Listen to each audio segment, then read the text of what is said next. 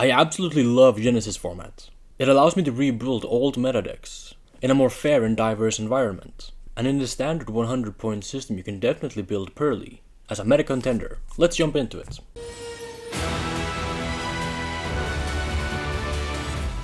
Starting with the main deck, I have one copy of White Cat and 2 copies of Black Cat.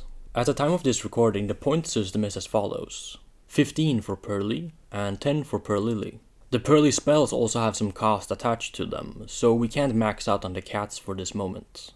Should the cost for anything go down, I could see myself playing a second copy of Purrely. But as long as you build the deck correctly, just having 3 names won't really be an issue. And the black one is better than the white one, in that it's a guaranteed search on summon, while the Purrely can be a random hit, and the black cat can also exceed by targeting a spell in the graveyard, as opposed to white, which has to do it from the hand, albeit not a once per turn effect. You may have to be a bit conservative with your resources though, as you only have 3 cats in the main deck. You can of course recycle these, but just do keep in mind that maybe you don't want to go for all cats at once. Genesys Format is of course grindier and more slow paced than advanced TCG, so with this deck in particular you may need to think ahead, and conserve some of those resources for the following turn. Then for the other monsters, I have 3 copies of Dawn Angel Camby. This is just a 1-card starter for your Purrely plays. Normally you'd have to use the quick spells to summon the Purrelys from the deck, but they require a discard so they don't work on their own.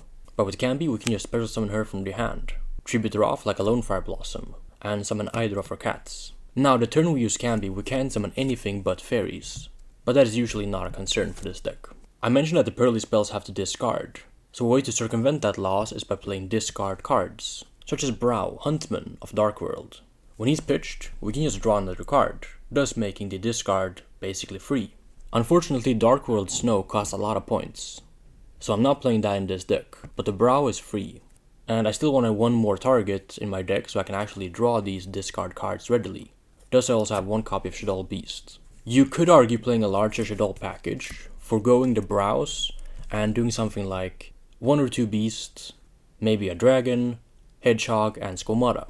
That would give you the ability to go spell, discard, hedgehog, search, Squamata, spell, discard, Squamata, and then send beast or dragon to pop or draw a card, thus giving you 1 more pitch in the turns where you activate multiple Purrely spells. However, an issue with that is that they should also roll once per turn. So should you draw 2 of them, you can't get 2 draws out of them, because Beast is the only one that draws, and it is once per turn. However, with the Dark Worlds, they're not once per turn because they're printed in 2004. And you can't run out of them either because they all do the same thing. Should you just play 1 Shaddoll-Beast, well, the moment you go through this one, there's no way to recycle it. So then your subsequent Shaddolls will not be a draw 1. And with this deck, since I'm playing mostly board breakers, especially post-side, I would want to deep draw into those breakers when I go second, or dig for the necessary combo pieces when I go first. Thus, I'm just playing to draw discard cards. Then I have 3 copies of DD Crow. DD Crow is a hand trap that currently costs 0 points, and it's actually pretty good in the metagame. Pretty much every deck in modern Yu-Gi-Oh has some amount of graveyard effects, or has to target a card in the graveyard and thus you can DD Crow it and maybe stop that activation, like Medolce Hootcake for example, or Purrely in the mirror match. Additionally, DD Crow is level 1, so should we activate a Purrely spell and summon a Purrely from our deck, and perhaps your opponent negates this, or they stop the XYZ summon of a Purrely XYZ, you could in a pinch normal summon DD Crow and make a rank 1, which could extend your plays or perhaps make a Zeus play, to clear their board when you go second. Along with this, I'm also playing 1 copy of Droll and Lockbird, costing 5 points, and 1 copy of Kurukara Divincarnate, costing 0 points. I'm playing these level 1s also because of a card in my side deck, which we'll talk about later on. At the point of this recording, Effect Veiler costs a whopping 7 points, and I just had 5 extra points for the Droll and Lockbird, thus I couldn't include Effect Veiler in my deck, without making additional cuts of the Purrely engine. I don't think Droll is particularly great in this format, because a lot of people just build decks to beat this card. As the format looks right now, a lot of people are just throwing this card into their deck blindly, because they can stop the combo decks. But if everyone mains Droll, and no one plays combo because combo is bad if everyone mains Droll, then people should take Droll out of the deck, because they're gonna play against decks where Droll is not good. And they also have a redundant or even dead non-engine card. Against the Purrely deck, for example, Droll is not very good. You would much rather have a card like DD Crow, which would even save you 15 points if you were to slot out the free Droll and Lockbird for free DD Crow. But this is of course very format dependent. And once we get to the side deck, you'll see why I'm playing all of these level 1s. Then for the spells, I have 3 copies of Purrely Pretty Memory. I just have to show the foiling of this card. I think Purrely Pretty Memory is the most pretty collector rare they ever printed. No pun intended. It even has the little circles in the foiling that old Ultimate rares used to have back in the day. Something that no other collector rare that I've ever seen has. Irregardless, I'm not playing Purrely Pretty Memory because it's such a pretty card. I'm playing free of it because it's a great turn 1 starter. Half of the Purrely spells force you to have a card on the field to activate, because you have to choose a card on resolution to then pitch a card and then summon a Purrely. And that is unfortunately the case for Purrely Happy Memory and Purrely Delicious Memory. Having to choose a monster and a card to protect, from battle and card effect respectively. You can't usually draw phase these cards when you go first. Unlike Purrely Pretty Memory, which you can just first action when you go first, just activate, each player gains 1000 life, and you summon a Purrely from your deck. Since you do it in draw phase, you play around cards like Droll and Lockbird, as we talked about before, or Effect Veiler. And then the best Purrely quick play is Sleepy Memory. This card currently sits at a whopping 15 points each. Thus, I couldn't justify playing free of this, even though it's so good in this deck. It is the main one for your turn 1 combo in that you make Noir with the black cat. And in your opponent's turn, you also can draw 1 card for each Sleepy Memory attached to a monster. So if I were to just play one of this, I would gain 15 more points to utilize in my deck. However, I would lose 1 key starter, and I would lose the ability to draw 4 cards in my opponent's turn, with 2 Sleepy Memory, and then ranking up with the rank up trap to draw 2 more. So I just felt I had to play 2 Sleepy Memory in my deck, and I couldn't justify playing just 1. Nor could I warrant playing 3 of them, because I would have to cut something else in my deck. Thankfully with Canby, we have an abundance of starters, so you're rarely gonna brick with this deck. Then I have 3 copies of My Friend Purrely. My Friend Purrely is a great once per turn searcher, and it also has a great ability to recoup our resources should you outer Purrely XYZ. Then I have 2 copies of Purrely Street. Purrely Street costs 5 points each, so I couldn't justify playing the third. In TCG, when Purrely was a tier 1 deck, you played 3 of this card, which was way more important back then because of Infinite Impermanence and Effect Veiler. In Genesys Format, most people play board breakers right now, because they're pretty cheap, while the hand traps cost points. And most of the boards that decks do are actually breakable with breakers, unlike the TCG. So straight Purrely Street is not a must at 3 in this deck. You could even get by just 1, but I wanted 2 for the grind game. Should they out it, I can then just play another one. And drawing the Purrely spells is actually really good, so I'm inclined to play a lot of them. Then for the non-engine spells, I have 3 copies of Ultimate Slayer. Slayer is a great board breaker, costing you 0 points. And when you go first, if this card is dead, you can just pitch it with a Purrely spell. Which makes board breakers so good in this deck, because if they're dead, you can just pitch it. Or if they're alive, they're usually very good in Genesys Format. Then I have 3 copies of Radiant Typhoon Vision, and 1 copy of Mystical Space Typhoon. With Vision, we can search MST from our deck to our hand, giving us 4 copies of MST basically when we really want to see it. Thus we have a great answer to our opponent's back row or maybe some Floodgate they may play. And the good thing about Radiant Typhoon Vision is that it's also a draw 2 card.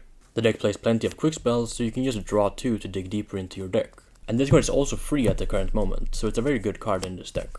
Then for the traps, I have 2 copies of Leap. Leap allows us to rank up into Noir, which is our boss monster. And the reason why I'm playing 2 of this card is because Genesys Format is quite grindy. And I've had a lot of games go to multiple turns, unlike the current Yu-Gi-Oh TCG. Thus you really want to be able to grind for a longer amount of time against certain decks. Sure, there are some decks where the game just lasts 1 or 2 turns, but against other decks you may go to turn 4, 5 or 6, or even further than that depending on how you both drew. And Leap is a great card to recycle our Purrelys. By banishing it from our graveyard we can recycle our cats. Thus playing 2 copies of Leap actually comes up, so we can make sure to always have the Purrelys in rotation. And also drawing Leap is not bad at all. It is just a rank up spell. Or rank up trap, I suppose. That's it for the main deck. For the extra deck, I have 1 copy of Recital Starling. This card searches DD Crow, so when we draw an abundance of level 1s, we can make this card to add a hand trap, and disrupt their opponent in their turn. 1 copy of Sylvan Princess Sprite. Another way to extend, but with this we can hopefully mill a spell from the top of our deck and then add it to our hand. 1 copy of Ensemble Robin. This is another end piece. When we go first and we either draw DD Crow, or we play against a deck which is not good against, and really want to stop them in their tracks, we can make Robin, which is just a compulse on legs. Then for the Purrely XYZs, I have 1 copy of Plump, 2 copies of Beauty, 2 copies of Happy, 1 small Noir, and 1 big Noir.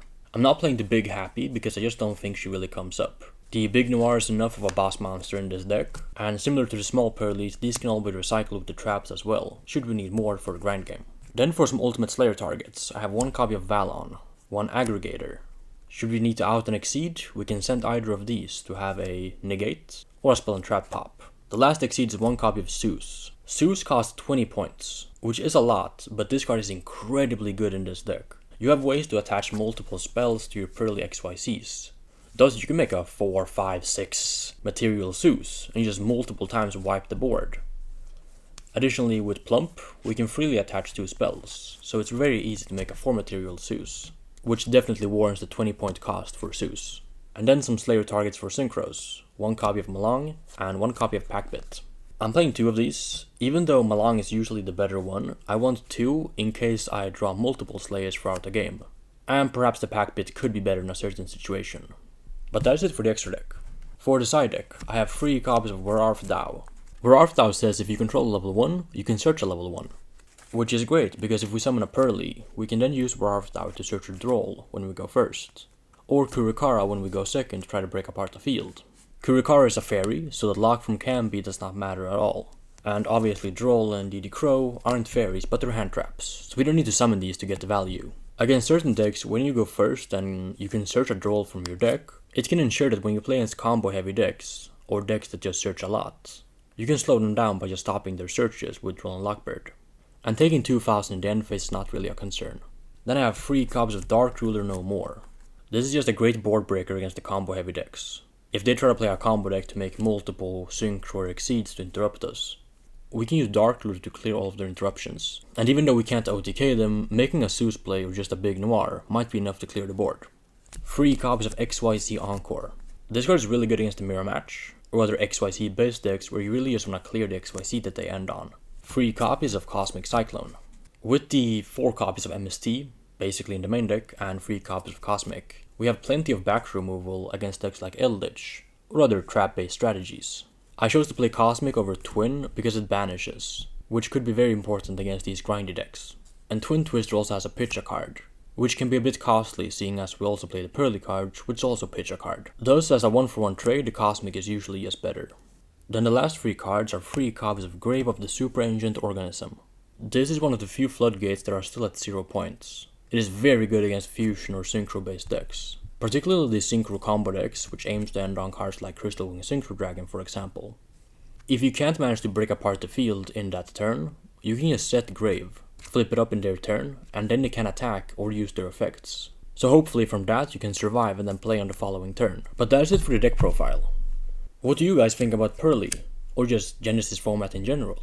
As for myself, I haven't had this much fun with modern Yu-Gi-Oh since Vanadium, which might also be coming in the future. I have a whole list of decks I'm trying for this format, so if there's a deck you like in Genesys Format, which is good with the 100 standard points of course, let me know in the comments. But until we see each other again, thank you for watching and have a good rest of your day. If you enjoy my content, make sure to also subscribe to my second channel, linked in the description box down below. There I'll be posting more personalized and exclusive content.